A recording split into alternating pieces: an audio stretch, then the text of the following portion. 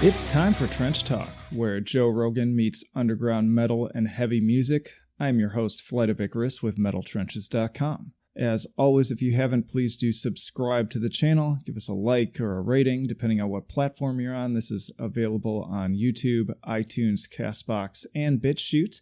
Also, follow us on social media. Sign up for our mailing list. And if you're a repeat listener, head down to the description and sign up for our Patreon or Subscribestar.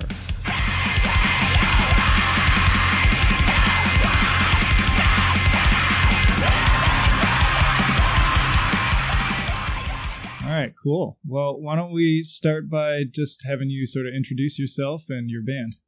So this is, I'm Jake Hahn, vocalist and guitarist for the band OLAM out of Indianapolis. And that stands for Of Lions and Men, correct? It does. Yeah. It does. Where'd the name come from?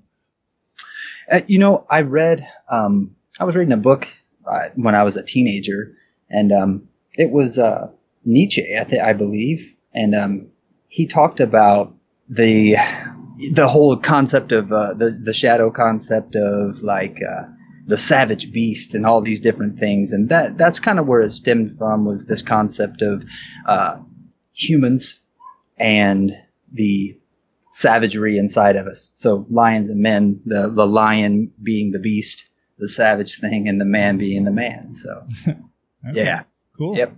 So in addition to just praising the heck out of this album, which I feel like I've been doing nonstop, I mean, I love everything about it musically, but what I really wanted to start talking about today was that it was described as sort of like a journey through a traumatic experience, and I was interested to hear more about that.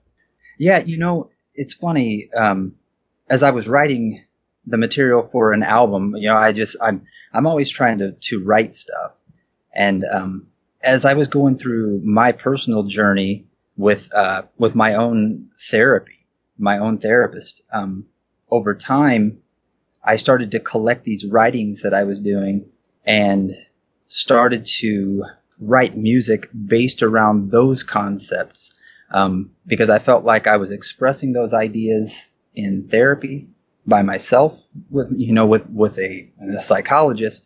And it just turned out that, I started to aim them at the music as kind of just a medium for getting them out instead of just on paper going into, music. That's where it started. So it really was like a form of therapy in and of itself, too. Yep, absolutely. Would you be willing to, I know it's personal, but would you be willing to share anything in terms of kind of what was going on for you and where some of this was sort of pouring out of you from? Sure. Growing up, I experienced some things, and the concept for me was, the concept of trauma was always interesting to me, just because of things that I personally experienced and things that people close to me had experienced, speaking to them over time and realizing that, I wasn't alone in those things. And so I kind of became not fixated necessarily, but just it took a lot of my attention, trying to figure out, in essence, honestly, kind of what was wrong with me, to be honest. It was, really behaviors that I didn't like about myself, or things that I wasn't just comfortable with, or ways that I would respond to situations that in retrospect, I wish I had done it differently. And I was trying to figure out why I would behave this way. And that's like when I was a teenager. So that the concept of the album is, through that traumatic experience, just one aspect of it is, starting with the tune, the intro Vestal, and that is before the trauma. It's it was supposed to reflect kind of innocence, a sweetness, but as it moves forward, hopefully it's subtle, but it kind of goes into like an odd time, disjointed kind of sound that leads into Wounds, and Wounds is the direct trauma, and it's a response, honestly a collective response of things that I've talked to my therapist about, things that I've navigated inside myself, things that I've talked to other people about. And I tried to put that lyrically and musically tried to make it as concise and as real as possible. moving on from wounds, just that visceral response to the wound. Moving on from that, I used there's a documentary called Child of Rage. Have you ever heard of it? Yeah, I have actually. I don't think I've watched it. Okay. So I watched that, and just how you go down a rabbit hole of things, and I watched that, and this girl Beth, who I started to just kind of study that, the tapes that documentary, because she was, it was literally just a video interview of her with her therapist growing up. And then it would kind of tell a little bit of backstory and things like that. And there was a section in that documentary where, she had killed these baby birds. She just pulled them out of the nest and squeezed them to death. And so that's where Beth the Burrs the Grip came from. And it was kind of using her in a way as an example of what trauma can do to a child. So in my eyes, because that was a powerful moment for me. And anytime that I would have something that would jump out at me that way, I would have a tendency to try to hone in on it and see why it affected me the way it did. And that one affected me and kind of stuck with me for a while. I even had dreams about that documentary afterwards. So that was kind of strong for me. So I aimed that song in that direction. That's really interesting. I'm going to have to check out that documentary. But glad you're touching on all these topics. And this was part of why I wanted to talk to you, because, I'm in the field of mental health. And first of all, going to what you were saying about recognizing that you're not alone. Even just right now, I have 150 or so kids that I'm reviewing their treatment plans for that would agree with you on that. Like, this is not a small problem.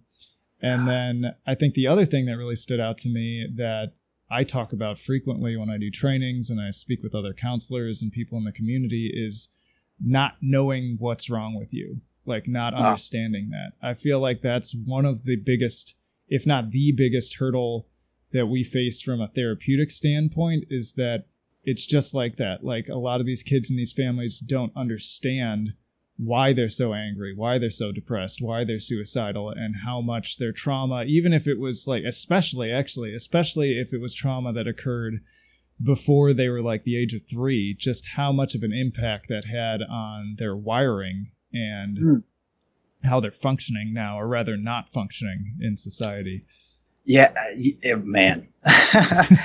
Yeah, it's absolutely. And it seems like such an overlooked thing. And now I'm no professional whatsoever. The only experience I have is, with my personal study and with my therapist. And of course I look into myself a lot in this particular situation. And, it's astonishing how overlooked it is. And sometimes I wonder if it's overlooked because of fear of digging into those topics. Whether it's, physical abuse, emotional, sexual abuse, whatever type of abuse. I'm sure you've heard it all. But is there a taboo around it? Have you recognized that, like, people don't want to talk about it? I think for a time, because I've been doing this a little over 10 years now professionally. And I think early on that was a common thing. But I'd even say just in that short decade, people are a lot more comfortable talking about it, and that's less of an issue. I think it's more so just ignorance, like people just not getting that that's what's going on, or B, just really having a hard time accepting that that's what's going on. Wow. So like, meaning like, is it still like a subconscious thing where they don't attach to what has happened to them, or they don't want to face it, or it's truly like the unconscious is truly unconscious concept? Like, I'd say more so the latter. I'd say when I used to do this therapy more directly, because now I kind of manage a bunch of teams of counselors and I coach them on how to do it. But when I did this in residential treatment regularly face to face, I'd say about 70% probably of the kids I worked with had experienced that early trauma where it was literally like I'd pull out the trauma assessment and they'd be like, oh yeah, I know that there was like domestic violence going on between my parents when I was 2. They told me all about it. We can talk all about it right now. It doesn't bother me. It's no big deal. and just not recognizing that trauma's more than just like that Hollywood presentation of like flashbacks and nightmares and memories, but that it can be literally like stored in their cells and like become this reflexive fight or flight response. And so they would just attribute, like if they got pissed off in the classroom, you know, a kid does what a kid does. They just try to come up with the simplest solution, like explanation for why that's happening, which is commonly, I don't like school. I don't like the teacher. I don't like the other kids. And they're not recognizing that under all of that, what is actually happening is that something in the classroom is triggering this unconscious reflexive response. I'll often describe it to the kids too, of like, if you ever go to the doctor, that this actually happened to me today. I went to the doctor and they hit my knee with a little hammer and I kicked. Like, I don't have to think about that. It's just something that my body does. It's a response that it goes through. And so it's the same way with kids who have been through like a lot of early trauma experiences, that it's literally like wired into their being and they may not even know that that is a thing. And so that's like the first step, is to help name that and help them make that connection so that, okay, now we can work on that. What do we do about it? Man. Yeah, that's very insightful. I know I was reading Healing Trauma by Dr. Peter Levine. Oh, Levine's great. Yeah, the somatic experiencing and things like that. And I remember reading about like the vagus nerve and how it sends that information back to the. And it's amazing to me, and to think about people who, like myself, I understand maybe just a tiny, tiny, tiny fraction of what's going on. I mean, a tiny fraction, and the people who don't look into it, or maybe who aren't trying to heal themselves or don't know that they went through anything. It makes me, wonder, like, I guess another question for you would be, what happens? Do you get blowback when you start to uncover that, or do they project onto you like your negative experiences like that? Like, I'm trying to put it into the right words. If someone you're working with starts to experience the unconscious becoming conscious, is there blowback in that moment? Does anger come out toward you in those moments or anything like that? It varies greatly. Oh yeah, I've definitely had that experience, and it's generally not immediate. We have a very specific technique that we use at the place where I work. It's a specific program that's designed to be very gradual, and it very much recognizes that, if you just try to sort of pull back the curtain really quickly, you're not necessarily going to like the response that you get. So it's very gradual. It's a lot of skill building at first. It's a lot of kind of like what you're saying with the vagus nerve, like really tuning into how is your brain and body dysregulating, as we put it, and how do you help your body regulate again? How do you help maintain that and better monitor yourself? And then along the way, building up to a point where they can finally actually then talk through the trauma in what we call a trauma narrative. And yeah, at that point, depending on how closed off they are, depending on how well I've prepared them, their reactions can vary greatly. If I do a really good job, most of the kids tend to be kind of actually excited to finally be able to sort of face this thing that's been on their back this whole time. But I can remember one kid in particular where for the first 3 sessions of the trauma narrative, he was literally trying to kick down the magnetic door to just get out. And my job was just to kind of sit there and be regulated myself and be very non-threatening and just not allow him to escape. Like, allow him to recognize that I feel like I'm dying right now, but I'm not going to. Like, I will be okay. And by about the 4th session, he was finally able to sort of sit down and work through this thing. And of course, making sure I'm safe too, because I've had kids come after me before. I've been injured before. Wow. But yeah. Wow, man. That makes me so curious, because I'm so curious about what you do. And because I think it's a beautiful thing, what you do and how you help people. And I think that because it seems like my experience with the majority of people in the world who they really, again, I don't know if it's pushing it down so that they don't have to deal with it because it's too uncomfortable, or it's like you said, ignorance, but that fear of it, that keeps people from healing. because it's hard to dive into it. So like someone like you who can sit with someone who's been through something and kind of guide them through it is a powerful thing. And that's, that concept is having someone there to help guide you, like yourself, is such a powerful one. I know that's actually the last song on the album is all about that, and that it leads all the way to that. And that's, I think the pinnacle of this particular concept for that album. But yeah, I wonder because, like you say, violence in school. I know when I was younger, I was violent. When I was a kid, I got in a lot of fights. I had anger. I would go from completely passive, completely just walked on, to just irate in no time at all. It was 0 to 100 literally. It was like a threshold. Does that happen often, you find? Yeah. Oh, yeah. And in fact, I'm kind of smirking as you're saying from 0 to 100, because I give this whole speech in a training that I give, and then also frequently in talking to the kids and the families to help them understand that what's actually happening there is you're not going from 0 to 100. It's that because of all of your past trauma, because of your heightened hypervigilance, so, constantly your body has this increased awareness that something can go wrong, that you are potentially unsafe at all times. So you're always kind of on edge. So the way I describe it is that actually you're kind of running at 50 all the time. And it just takes a little bit more pressure, just that one little thing to push you over the edge to 100. I mean, I use the example, like a simple example of like a kid in the classroom who's got sort of an average baseline closer to sort of 0 out of 10. If somebody takes their favorite pencil, that's going to upset them, but they're not going to flip out because maybe that puts them at like a 3. Whereas the kid who's got this trauma history and has this heightened responsiveness to anything that's threatening in their environment, they're running at like a 5 already. Well, the kid took their pencil, now they're at an 8, and now they're, about to push the kid down on the floor and start to beat the shit out of them. So it's... Wow, my gosh.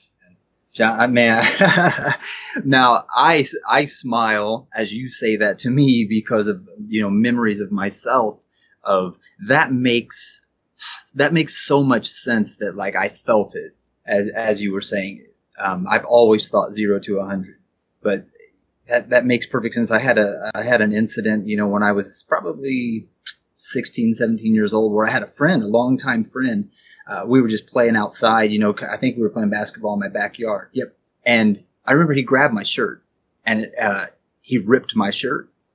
And that's all it took for me to just explode. I mean, all he did was ripped my shirt, and he was a longtime friend, but man, I lost my mind on it. Yep. So the fact, so that you say, and you mentioned, hypervigilance, that is right on point. Always, feeling unsafe.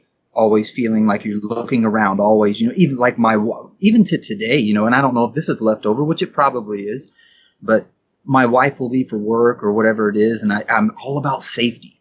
Be safe, lock your doors, set the alarm, things like that. It's just this awareness of being safe, awareness of looking around to make sure no one's around you that will hurt you, things like that. It's very interesting to me how that gets embedded and stays until you're able to. Now, I guess that's another question I would have for you is, once the subconscious becomes conscious, then you filter it, you process it, and learn how to manage it. I know there's so many things that I don't understand.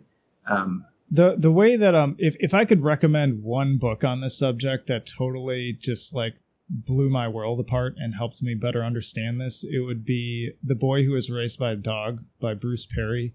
It's just a fantastic book, and every chapter is like kind of a separate case study of all these interesting people he worked with, and it really helps just kind of make sense of what we're talking about here. And he worked with the kids in like Waco, Texas. He worked with like convicts. He worked with a kid who literally was like feral and was raised as a dog, literally, as the title implies. And Bruce Perry describes it as sort of a reintegration process. And the way it kind of breaks down is the first stage is sort of, at least for the particular therapy I do, the first stage is kind of more exposure. And so again, that idea of allowing them in doses to recognize that I can think about this thing that happened to me and talk about this thing that happened to me because my body's being triggered for it already. I can open that door by my own control, feel that discomfort, feel that fear that like I'm literally going to die. Because from an evolutionary standpoint, it's the same wiring. Like your body is basically thinking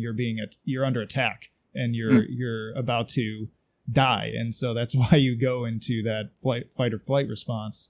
And so to experience that feeling in a controlled environment and repeat while utilizing the skills they've learned to recognize that like, oh, I have control over this. Like it's not going to kill me. And it will go away. And in fact, when I use these strategies, I actually get to be the one who decides how much it bothers me. And then in the second stage, we kind of look more so at the cognitive side of it in terms of what are their lasting thoughts about this experience. Commonly things like, the world is an unsafe place, or you can't trust anybody, or nobody's ever going to love me. I'm a terrible person. All those sort of like really lingering negative thoughts that tend to hold people back from their full potential. And so we kind of put those under a microscope and sort of go back and forth asking questions about them to better lead them to a new conclusion and recognize that like, oh, maybe it wasn't my fault. And oh, maybe I am loved. Maybe there are people in my life that care about me and these are who they are. And this is what I like about myself and so on and so forth. So that part's more about sort of finding new meaning in what happened to them and sort of changing the story.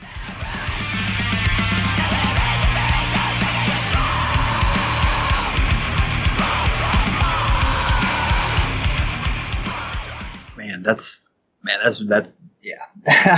Deep. Yeah, and it kind of leaves me speechless just because it's some of the things that you've said already is almost like you know me. Well, that's the fun experience. That's one of the reasons why I love specializing this.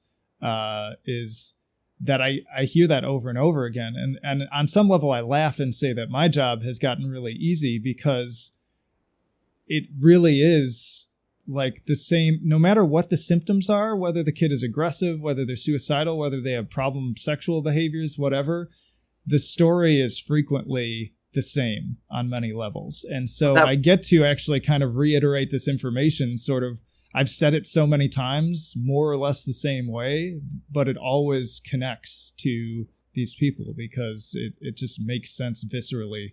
Wow. And that's funny because that was actually going to be my next question to you was, does it matter what type of incidents happen to an individual? Is it different with someone who experienced like verbal abuse or physical abuse or whatever, different types of stuff? Does it vary, or like what you said earlier, does it just elicit the same response in the body because it's just that fight, flight, or freeze response, regardless of the level of trauma? Yeah. I mean, it varies on a lot of different factors. I mean, it kind of depends on how resilient the person is, how many like supportive people they have in their life to begin with. Because there are people out there who have experienced very severe trauma, but because it was mitigated by some very other positive forces, they're basically normal functioning people, so to speak, whatever that means. But yeah, I mean, it can, and so it'll vary on that. It can vary in terms of what the specific abuse was. Like I tend to often see very specific presentations in behaviors for sexual abuse versus, say, domestic violence. Early neglect tends to have kind of a particular symptomology to it. Like for the kids I work with, I tend to see the kids who are acting out sexually. It's usually because they have had some sexual abuse of their own. For the kids who are neglected, I tend to see more kind of like hoarding behaviors, a lot of attachment issues, things of that nature. So it can vary, but it's not like there's no specific like math to it, so to speak. But it all again, what makes my job easier is that regardless of what it looks like, it all sort of just ties back to the same stuff and the same strategy, which is nice because you can kind of just sort of use the same framework, even though it may look really different. But again, the starting point is always just getting them bought into understanding that that's what this is. And sometimes the caregivers can be difficult with that too. And I get that. Like, they can just be burned out and tired of it and feel like their kid is just a bad kid and they're just acting out to raise hell for them. And as a parent myself, I get it. Like, that can be really frustrating. And so I have to like really join with the parents too and recognize like, yes, I know this is hard and it's really difficult. And I agree with you. They shouldn't be breaking all the windows. They shouldn't be talking back constantly. We're on the same page with that. My thing is that we just need to be clear on what's the explanation though. Like, why is that happening? Because one time I worked with this dad, and I tell the story all the time in training, but I think it really illustrates it well, is this dad was a big car guy. So I talked to the dad, and he was really kind of not sure about the things I was saying and was sort of skeptical and was sort of on the perspective of my son is just being lazy and he's being a jerk and he just needs to straighten up and fly right, basically. And I said to this dad, you like to work on your car, right? And of course. And so I was like, okay, so when your car breaks down, do you just like go into the garage and grab a hammer and just start like hitting the car with the hammer until it works again? And he looked at me horrified and was like, of course not. That would be ridiculous. I'm like, yeah, that would be ridiculous, right? What do you do first when your car breaks down? It's like, well, I'm going to, see if it's out of gas. I'm going to check the spark plugs. I'm going to run a diagnostic, see if there are any error codes. I'm like, yeah, exactly. You're going to determine the source of the problem, because the problem isn't necessarily that the car is broken down. The problem is what's ever causing the car to be broken down. And that's going to determine what tool you're going to go to the garage to get to fix that problem. And I said, your son's the same way. We've run a diagnostic. I've done these assessments, and my thinking is that the source of the problem is this thing. And in many cases, that thing is trauma. And so we're not in disagreement about what the problem is and that the problem needs to change. We're just in disagreement of what tool to grab. And that really, I think, helped him kind of better understand and get on board with what we were doing. And we were able to do some really good work. So, yeah. Wow. That's a really great way to put it. Another question, if you don't mind, would be it's turning into an interview of me. Hopefully the listeners enjoy this too, but whatever. I mean, that was part of why I wanted to talk to you again, just as a musician who seems to have a passion for this stuff and has experienced some of it firsthand. I want to sort of like mix the worlds of, music and heavy music and metal and all that with these things that people need to know, like these things that people need to understand. But anyways, you go ahead. Yeah, I mean, I agree. I've never thought about it on that level that you're talking about. But writing this album, I really had to think about. I was really scared going through it. There were times when I would write a lyric and then I'd pull back and go, no, I'm not going to write that lyric. And but like what you just said, if you're not going to say it, who's going to say it? And if no one says it, then no one talks about it. And yeah, I think it's just so important, the work that you do. And I think it's awesome that you mix those platforms and, into metal and music and such. It's really a really cool thing to me. And my other question was, have you experienced, well, I guess I have two questions, but one of them would be, have you experienced a child or whatever age, who experienced any sort of trauma where it came from the parent or guardian that was there with them and they uncovered it together, or you had issues with the actual? Yes. So like, yeah, we did like a trauma narrative where like dad had been the abuser in the past and now they're going to share that experience with dad. Like, is that what you're talking about? Yeah. And oh man. Yeah. So dad did it and they're going to do the narrative with him in the room. Yep. Yeah. There haven't been too many of those, but I have had a few, and that gets complicated. I can only imagine. I thought about that because, if the kid is blowing up, I can imagine what the the perpetrator, what might happen in that. Do you notice breakdown? Was it like was there breakdown, or was there like they revolt against the whole thing? Or it's usually that, like, it usually starts, and I just learned to anticipate that and understand that, which I did kind of pretty early on. Like, I get it. Like, I became very attuned to the fact that, okay, if I put myself in this dad's shoes, he's like done his time, he's gone through treatment, he's been like reapproved through DCS or whatever to like be the guardian of their kid, or at least have contact with their kid. And one of their biggest fears is probably that somebody is going to drive a wedge back between them and their child that they're trying to like reestablish a relationship with. And so I can empathize with that. And so I just kind of start there, and I learn to, anytime I do a lot of talk on the front end, it helps diffuse some of that. So I'd usually like meet with the dad one-on-one or call them or something and basically say that. Like, I'd be like, you know what?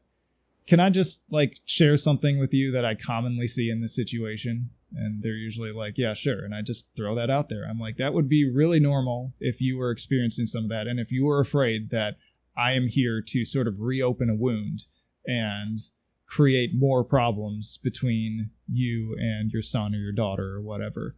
And then follow that up with, that's the opposite of my goal. Like, the reality is that the wound is already open. Like, it's festering, and that's what's killing your relationship. And if we don't do anything about it, what I'd hate the most for you is that never gets healed. And so the purpose here, and the reason that I'm going to involve you every step of the way and make sure you're there when he tells his story, is so that you can be a part of that healing process. And it's not just him healing, it's you all healing as a family and becoming closer. That is my goal. And that speech usually helps quite a bit. There's always that like extra level of kind of uneasiness around it.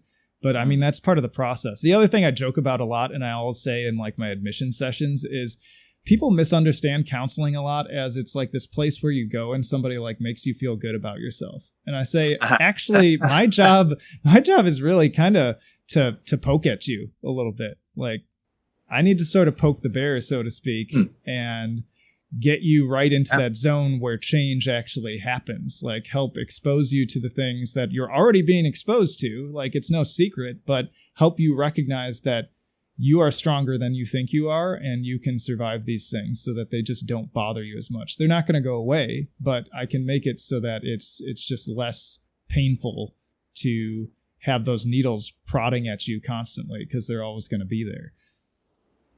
And that's a great point too, because it's like, if you don't dig deeper into the pain and you aren't willing to go that distance to go into it, you're just going to stay where you are. I mean, I know that's kind of a cliche thing to say, no pain, no gain kind of thing, well, but it literally is. Yeah. Well, and that makes me think about what you were saying with your writing process, because you said you would hit moments where you're kind of like, I'm not going to write that, I'm not going to say that. So I'm curious, like, what was that holding you back? And were there times where you did sort of push yourself to go to that next level? Yep, absolutely. I noticed it definitely happened. And at first it was very much like, I was even afraid to like share what I was writing about. I was being very vague, very metaphoric, using similes everywhere. It's like this, just like not attached to any of the feelings. It was almost like I was telling the story from someone else's perspective. And then as I went on, I realized how impersonal it felt.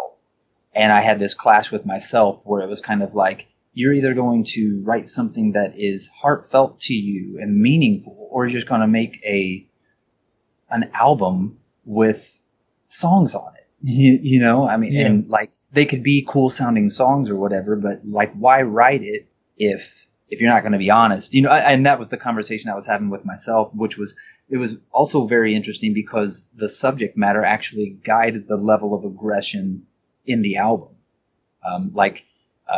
Some of the lyrics I would write, I would play these like pretty chords underneath them and just do these like humming these melodies and such. And as the feelings, as I kind of tapped in, like what you were talking about earlier, just like checking in with your body. I would kind of sing these melodies and such and play these chords. And I started to recognize that it felt incongruent.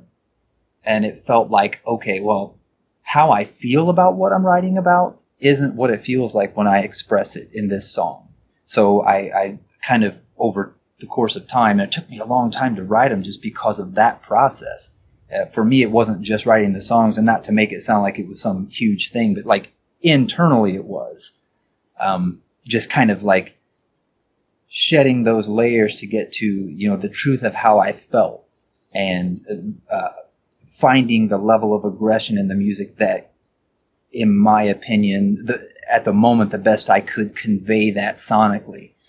So it was kind of pushing myself, and even talking with people during the process of letting little things out at a time, and letting them know what the songs were about and things like that. Man, just a constant pit in my stomach, because I had never shared, these things with anyone except for, with a therapist. And, so it was very uncomfortable, and I did find myself fighting myself Yeah. on a lot of them. So.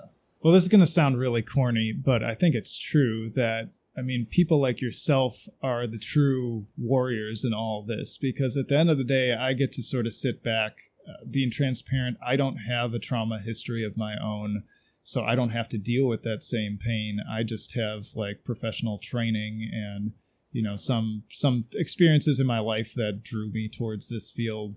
But ultimately, it's just so gratifying to see people work through the process, or also just do what you're doing. And because a big part of the process is, and the reason that they read it to a caregiver and that they share their story at the end, is that the idea is that this is not something that's just cooked up in a therapy session and is tied to that experience. This is now you going off in the world and recognizing that this isn't about the counselor at all. This is about, like, I am able now to share my story to help myself be better in the future and be more open and be successful. And then also maybe even take it to the level that you are too with this album, in being able to share that with the world. And I think there's just something so beautiful about that. And I love albums, just over so long, I've loved albums that kind of tap into that humanity, and also just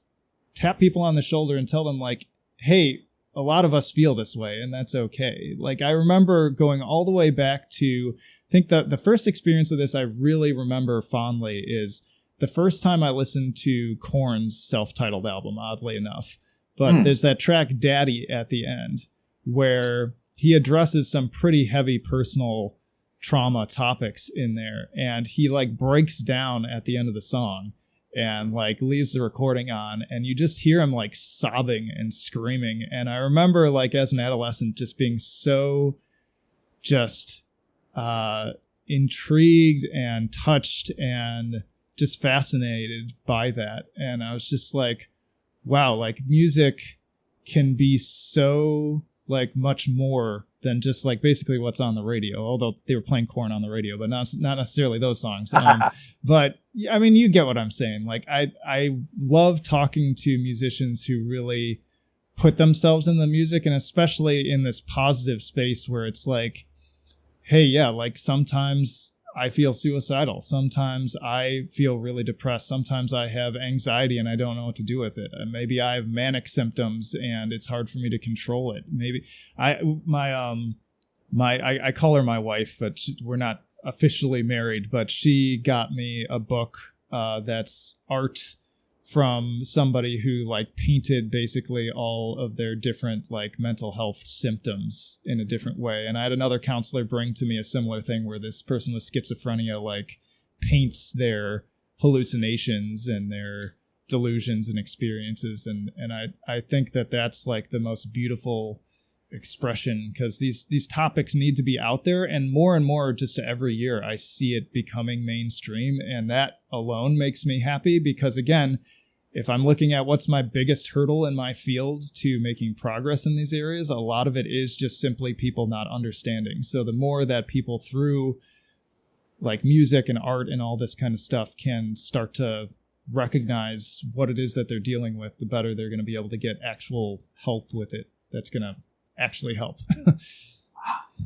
I couldn't agree more. I mean, you said things in ways there that I'm not able to, and I definitely agree with you there.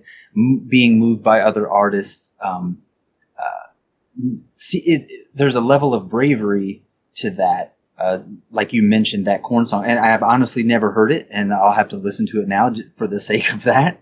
But for people to be just authentic, I think that there is a wall up that separates people with traumatic experiences from truly expressing themselves, because they are constantly potentially like guarding themselves, so they can't be authentic. And if they're ashamed of what they went through, they don't want to voice that to you, because they feel this sense of shame and guilt, and it keeps them from being authentic. So they put on they go through life just casting out their persona only, and without being able to really open up.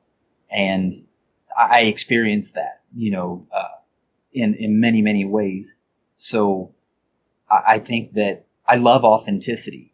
I love it when some I think that's the most important criteria, honestly, with any music I listen to, is does it feel genuine and passionate and like personal?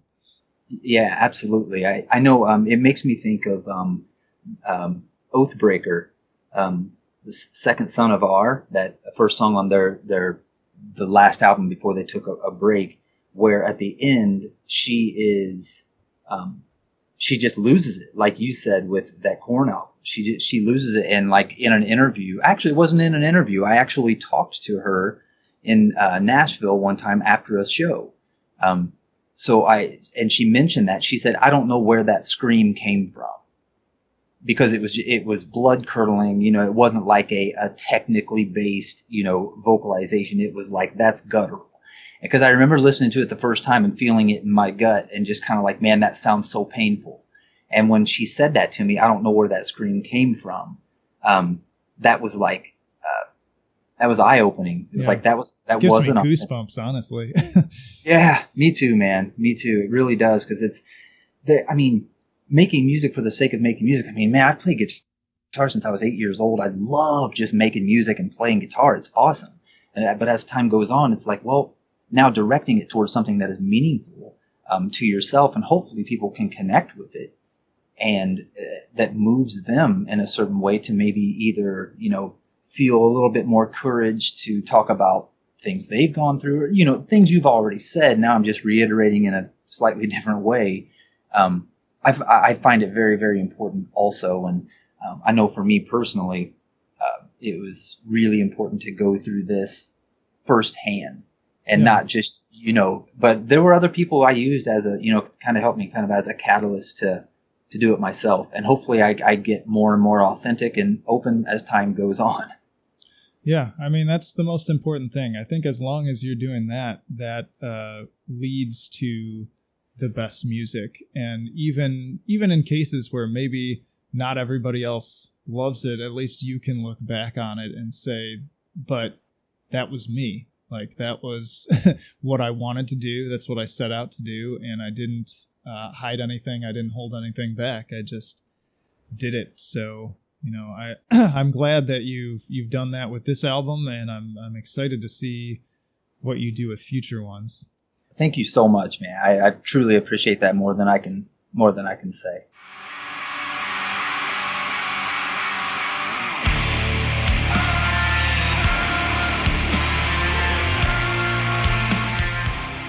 I assume there's some Converge influence in your sound as well. Like, I feel like there's too much there for it to be a coincidence. Am I accurate in thinking that? Yeah, you were very accurate in thinking that. I mean, they're another band too that just strikes me as like very powerful, emotive, topic-driven stuff. I was as I was thinking about this too. On their latest album, they put that song out, A Single Tear, with the music video too. And I'm getting goosebumps again just thinking about it. Like, I watched that video, and like, that's less of like a trauma song, but I always take it, especially again in the context of the video, especially about like becoming a father and that whole experience and how powerful and life-changing that is, and just having gone through that and being in that very, important stage in my life, it's just so, like, it grips me, and like I love music that like almost brings me to tears. Like that song, I listen to it and I like just almost cry, because I'm like, that is just so human and real, and that's what I look for Yes. in music. And that it's funny that you even mentioned that song, because I don't have any kids, but that song actually really moves me to tears. When I hear it too, chills and tears, man. And just to hear you say that, to think that I believe, and I mean, I'm open to have my beliefs changed, of course, but I believe that you wouldn't feel that as a father if Jacob Bannon didn't feel that and put that into the music. If his feelings weren't there, I don't think it would have come across. I think that he could have said some cool words, but unless it was real inside of him and came out in a real and genuine, visceral way, I don't think it affects us the same way, unless somebody is really giving it their all from that standpoint. Are there other major influences, either in terms of their songs or other bands, that particularly strike you on that level and influence this album? What's interesting to me, man, is I have a tendency, and have had a tendency, to really like gravitate toward a small group of bands that I listen to over and over and over. Because a lot of times when I listen to music, and I'm sure I'm not alone in this, but a lot of times when I listen to music, I'll listen to it again and again and again.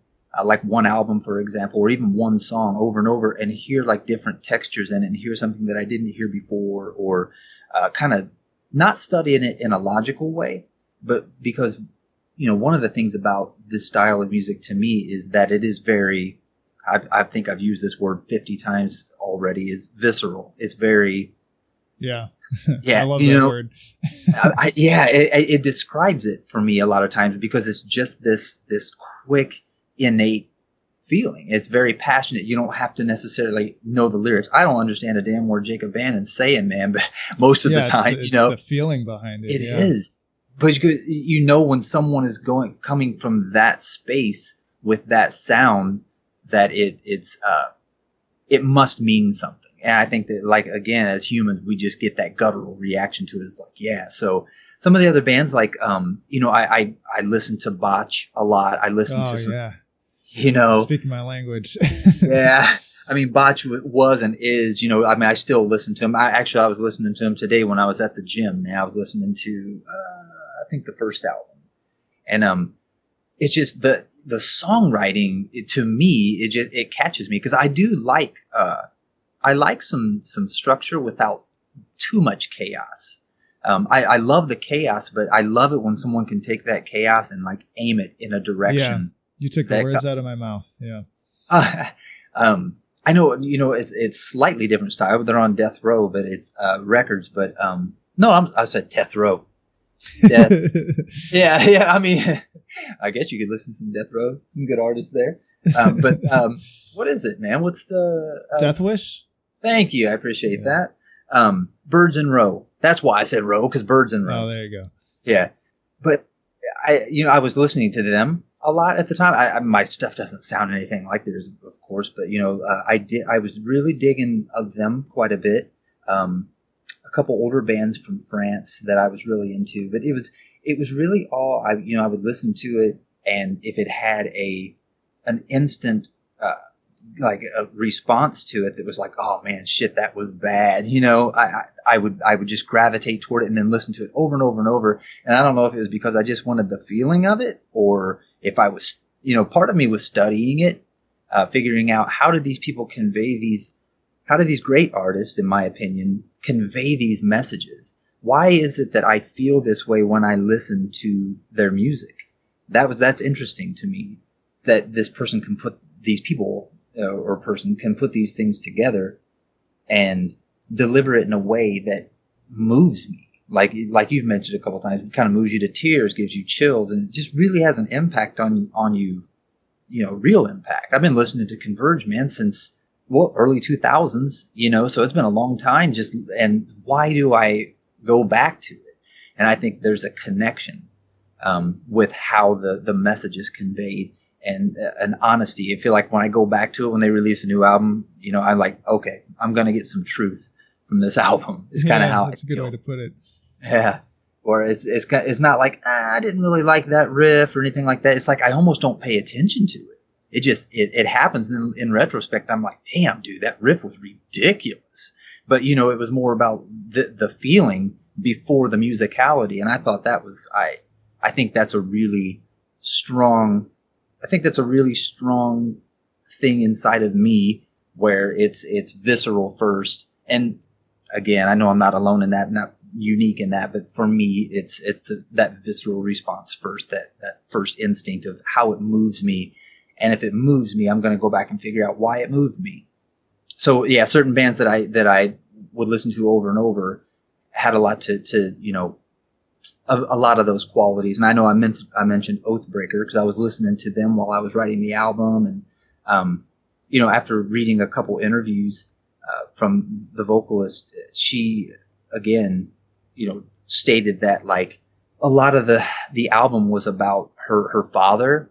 And I guess I don't want to put words in her mouth or anything, but my memory is that he, I believe, was an alcoholic, something along those lines, where it obviously affected her in a very negative way, and she spoke about that. And if you go through and read the lyrics on that album, you see that common thread, and I don't know, things like that are just really, really interesting to me, and because they're deep and they, like we said earlier on, and like you said, I should say, those things need to be talked about. So I think when a band talks about something important, I listen. Yeah, absolutely. So otherwise they're just, babbling on about whatever. Like I feel like too many people do. So it always catches my attention when there are people out there that really seem to mean something. And again, it's not something necessarily that it's about the words themselves. It's about, you can just sort of tell when it's real. Like another song that was coming to my mind as you were talking is Last Light. That's another big one for me. Like Last Light plays and I'm just immediately just overwhelmed by this sense of like hopelessness and rage and just the yearning for connection. And there's just something so beautiful about it. And also I think another thing I love about Converge and bands like them is that it's not like it's expressing these things and sort of embracing them. It's sort of like saying that like, hey, we all feel these things and that's okay, as opposed to like sort of putting them out there as these like bad, like this is bad. It's like, no, this is human. And I need to just like, sometimes I just need to get up on stage and just belt this out and see a whole room of people do it the same with me so that we can sort of just go through that together.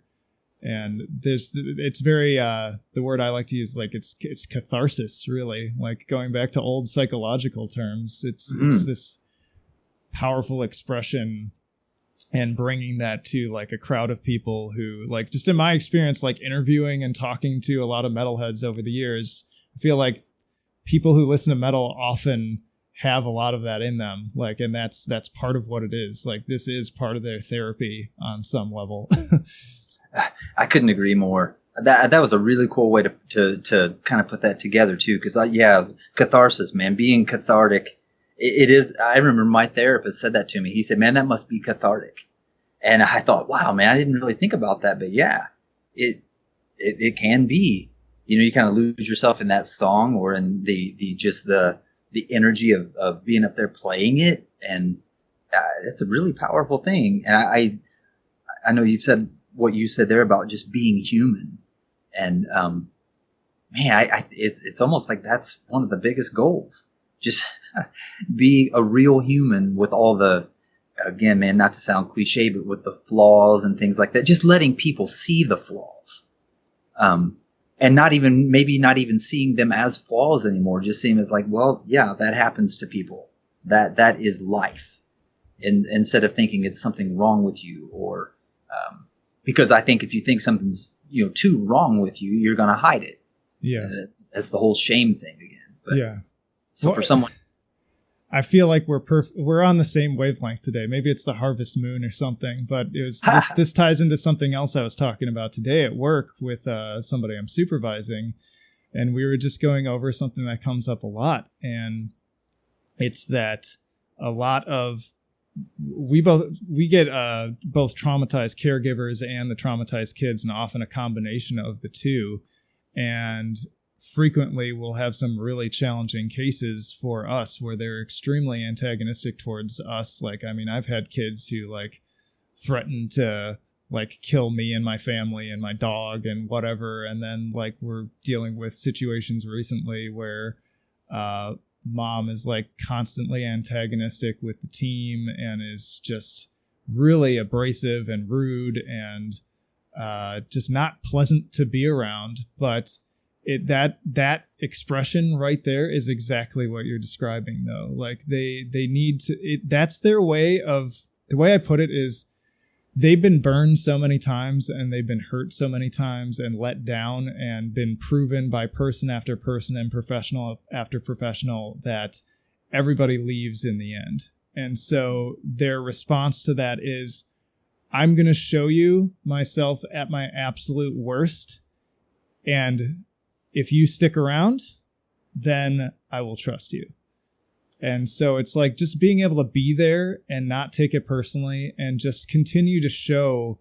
And that's what a lot of these counselors have been doing. Like just continue to show up despite all of that. And even like if we have to report them to DHS, which we've had to do before, still showing up after that and showing compassion and showing that it's not personal and that no matter how awful you are to me, I will be here. And I think that's a very adaptive response. They want to prove to themselves that either A, they're right and everyone does leave, and so that's just the way it is, or B, wow, this person is really going to stick through it even when I am a complete monster.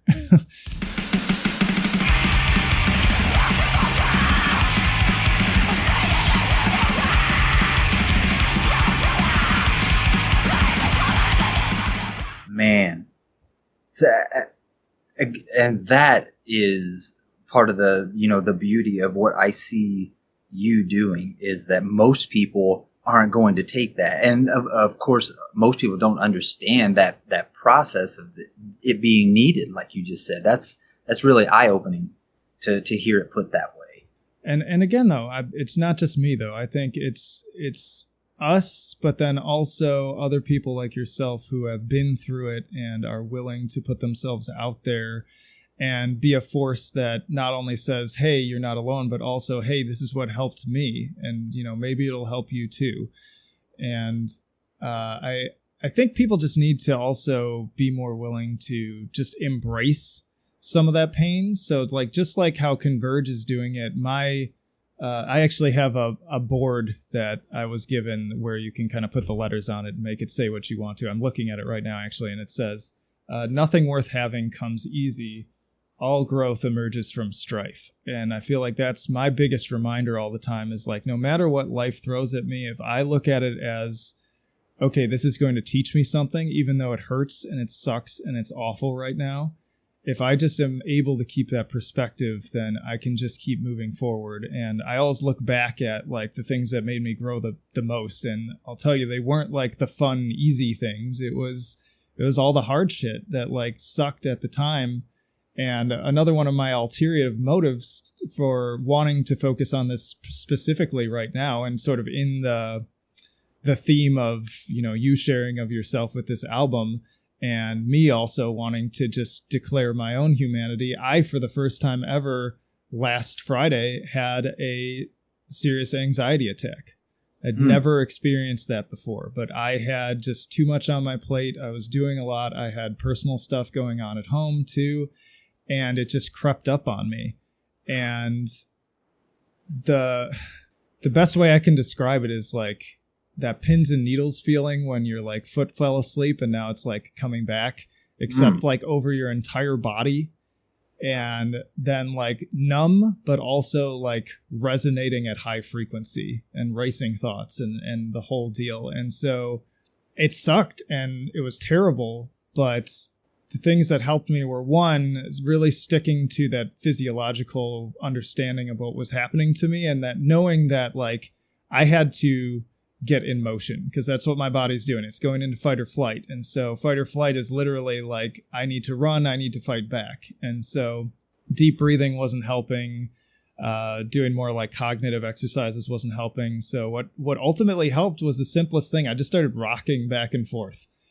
And that was comforting. And then also recognizing that sitting down was not going to help. I needed to get up. So I got up and I walked around. I ultimately went to urgent care to get some support. And I actually got prescribed some medication. And I say all this just so that people who are listening, like, I just want this to be one more message that that's not weakness. Like, that's even the toughest of us, even the most like experienced of us, like have crazy stuff happen. And you just need to, embrace it. You just need to embrace it and take it on. And my message coming out of that too, and that I've been sharing with the other counselors here, has just been, I accept that even though that was a horrible, awful experience that I would never wish on anybody, it's deepened my understanding of what that actually feels like.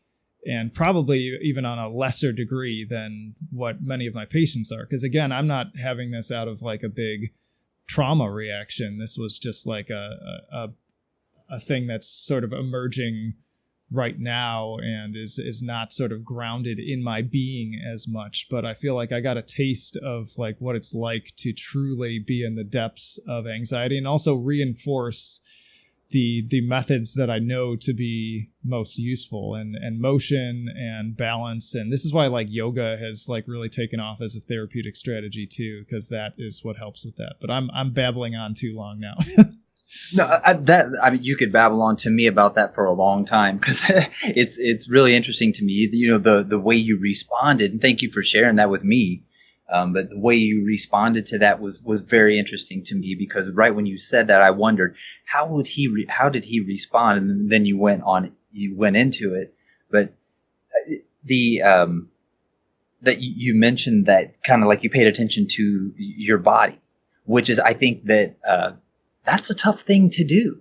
My experience is that's been a really tough thing to do. It's like I have to consciously remind myself to think about the way I feel. Where does it feel that way? And that kind of reminds me of one of the reasons years back that I started therapy to begin with, is because I had this massive anxiety in my throat. It manifested itself physically in my throat.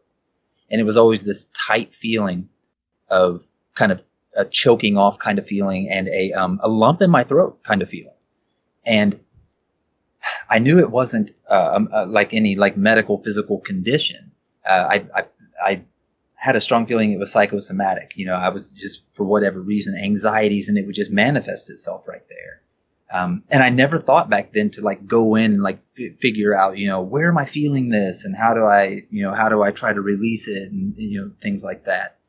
So it's interesting for me to hear you say that, you kind of went into your body and realized that, oh man, fight or flight, adrenaline's being released. It's in my blood. There's nothing I can do about it now. I gotta move. That's brilliant. And what you're saying too, like, just gives me so much more compassion for other people, because I mean, if that was hard for me as somebody with 15, 16 years experience between schooling and practicing, then I'm like, then damn, how hard is it for that 8-year-old kid who has no idea what's happening to them? And yeah, it's just so profoundly sad to think about that. It's just fending for themselves, and doing anything. I'm not telling you anything you don't know, but just anything possible to manage it and just make yourself feel okay. And I guess that's where the differences in the behaviors that I'm sure you've seen a lot, where they kind of stem from, where people kind of lashing out in different ways. Some people. Like I remember being young, and I used to like pop my jaw and blink my eyes a lot, and it was just like this physical tightness. And I didn't realize that, looking back on it, until I learned and had some distance that was kind of like, oh, okay, now I kind of understand that my body was just, I was holding this these feelings and thoughts and stuff in my body. And it was tense. That's how I was thinking and that's how I was feeling. But knowing, like you said, knowing how to navigate that is, you need someone who understands that to explain it. Because without that, you might just get stuck. And I think a lot of people get stuck. Yeah. And I think it's interesting too, like you're describing how this gets held in different places for different people and at different times. It's interesting how different people hold their anxiety or their depression or whatever, like in different parts of their body, like you described in your throat. For me, it's in my stomach. And if I didn't know as much as I knew, like I have it to the point where somebody might think I have like IBS, but I understand that no, this is how my anxiety just comes out for me. Other people, it's severe headaches. Like I know a number of people who get severe migraines, and I feel like a lot of them are stress responses in many cases.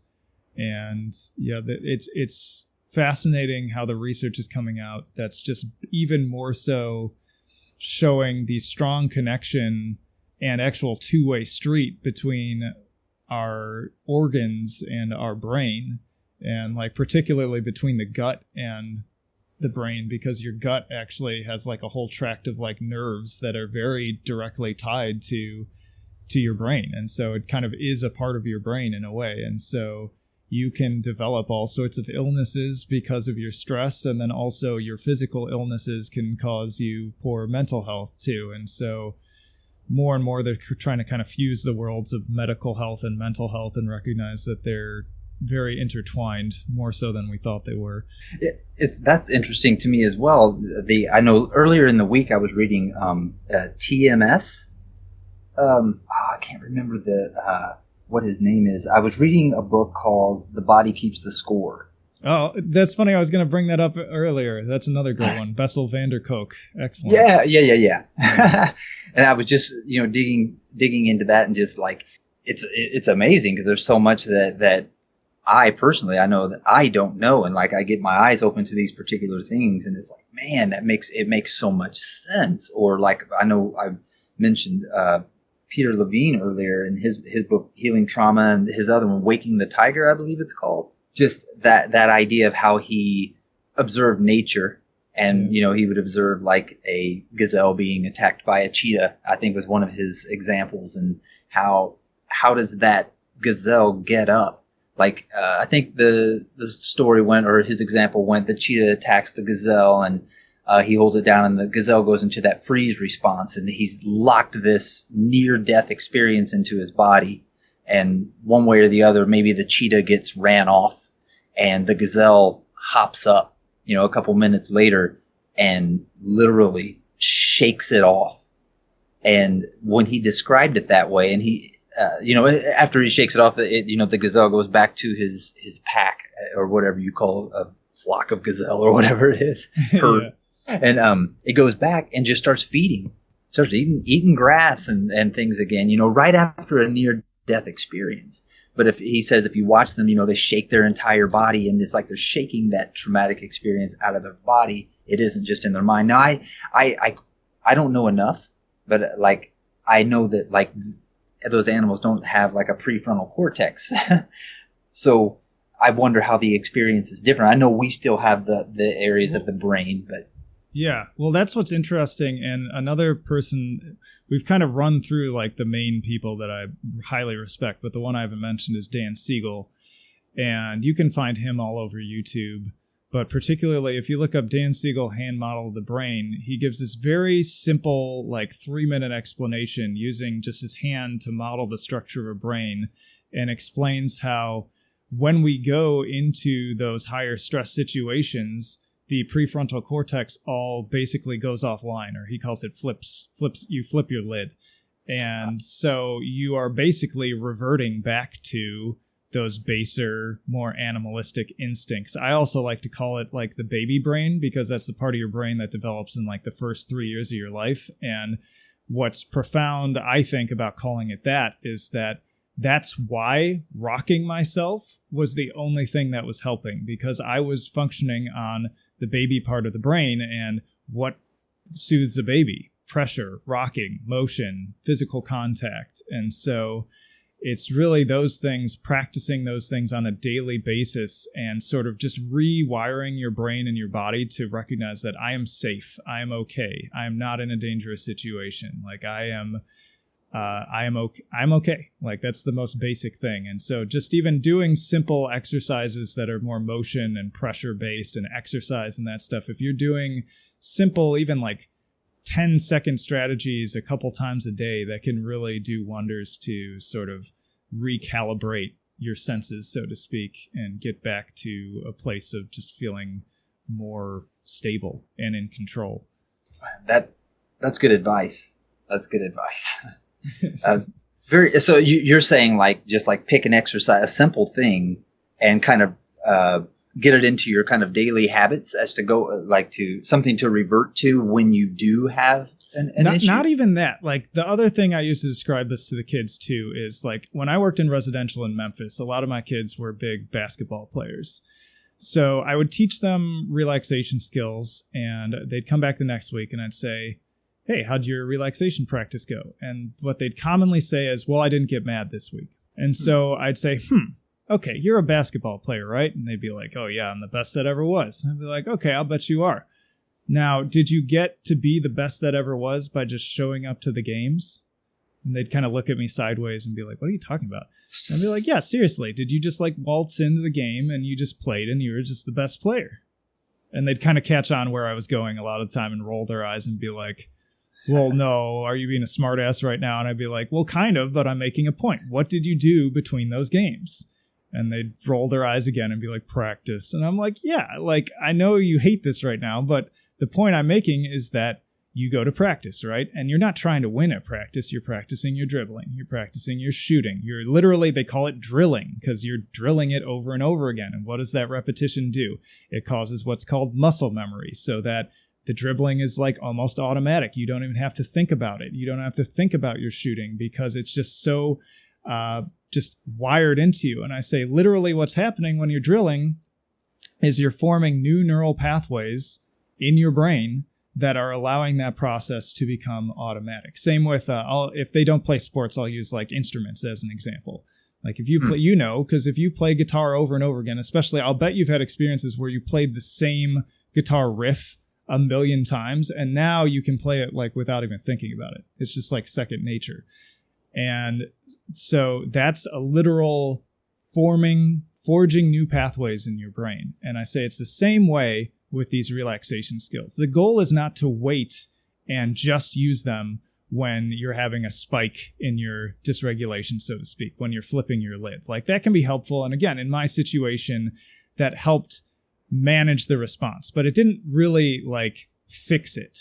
What really fixes it is making it regimented, like you said, making it more part of your schedule. Don't wait until you're feeling uncomfortable. Just I always tell them like, make it, okay, I get up in the morning, I do some cross tapping on my legs for 30 seconds, and then I go eat my breakfast. And then while I'm waiting for the bus, I do 10 push-ups. And then while when I transition to my first class, I do some chair pulls just pulling up on the bottom of my chair to feel that pressure for a couple seconds. And just like building that routine into their day so that that's the practice, that's the dribbling, that's the shooting. And then when the big game happens, which is when the anxiety comes, one, it's going to be a lot easier and the response is not going to be as severe because you've in effect kind of reduced your baseline. Like I was saying before, you're running at 50 all the time. So what those daily practice strategies are doing is you're helping bring yourself down from 50 to, maybe like 30, if you're lucky, maybe around 20. And now you're in a safer range where those escalations aren't going to set you over the edge. It's going to lower that spike. And then also you'll be ready with those strategies to really go full force then to reduce it even more. Gotcha. I mean, that makes perfect sense, man. There's a little graph I draw with it sometimes, but another time. Right. Well, we're getting on in time here. And speaking of like self-care and my own personal mental health, I'm going to need to get out of here soon. But I want to make sure, since I rambled on this like whole time, what else do you want to share about the album and about the band and either things coming up or, just in general. Oh, well, first off, man, I honestly want to say thank you. I want to say thank you to you for the attention that you gave the album and that you're obviously still giving the album. That really means a lot. I mean, I say thank you to people, and I say it from my heart, or I'm not going to say it. I mean, when I say thank you, I don't mean it as an automatic response. I mean, it really means a lot to me that someone takes their time, because time is valuable. One day we're going to run out of it, and somebody's taking their time, 30 minutes, 35 minutes to listen to this album, or even if it's just one song. It really does mean a lot. So I want to, honestly, whoever's listening, just to say thank you so much for listening to the album, buying the album and supporting it, getting merch if you got merch, and just because that obviously helps me to make another album, which is great. So thank you. As far as the band goes, I'm working on new stuff now. I have probably anywhere between 16 and 20 songs going, and I'm trying to organize those into the cohesive concept as well. So I have my lyrics and everything going, and my songs, my guitar parts and such. I'll be working with a different drummer on the next album. Nathan is no longer a part of the band, the previous drummer. So I'll be working with a different drummer. Same bass player, Josh, coolest guy in the world. Other than that, we'll probably be recording with Paul from Arms again down in Florida, Affiliate Audio. Hell yeah. Yeah. Work with him again. Arms is good shit, and he seems like a cool dude too.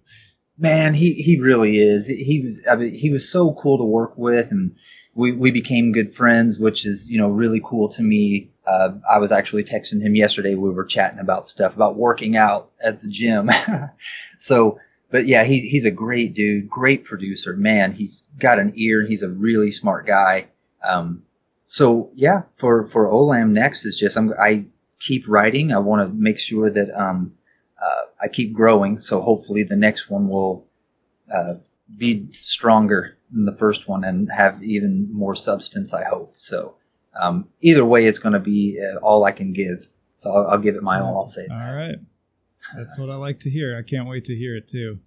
Thanks, man. I appreciate that, John, so much. Yeah. And welcome back anytime. So let me know as things start emerging for that. If you want to premiere a track or just chat more about it, and we can focus more on you next time, not make it my show. Well, just to throw this out there, I mean, the things that you were saying in 100% of always were very much about me. So I appreciate, all the information you gave, all the strategies and your experiences, man. I thank you for sharing that with me, because like I said a few times there, you were reading my mind, and I just want to say I thank you to you for doing what you do, because it's huge. Yeah, it's needed. It's absolutely. Yeah. Well, yeah, and if people did enjoy this and enjoyed listening to it, there's another episode I did a while back with Finn McKenty of the Punk Rock MBA that was very mental health focused as well, and we go into a lot of similar topics, but I feel like we covered from a different lens. We went a little bit more sort of cognitive, and that one was cool too. But I appreciate you for taking the, speaking of taking the time, you gave me a bunch here, and I can't wait to put this up in a couple of weeks, and I hope people enjoy it, because people need to hear about this stuff. And if you're someone out there who has not heard the album yet, absolutely get it. It's on Bandcamp right now.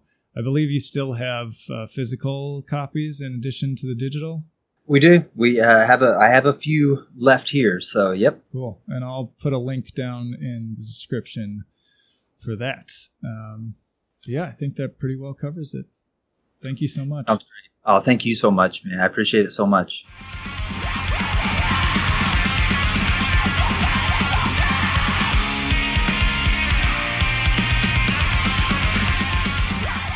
And that'll do it for this episode of Trench Talk. Hope you enjoyed it. Once again, if you haven't already, please do subscribe to the channel, follow us on social media, subscribe to our mailing list. And again, if you're getting added value out of this, you keep coming back for more, you think we're worth it, then hop over to our Patreon or a Subscribe Star and donate to us there. Just $1 a month makes a huge difference in covering my overhead costs.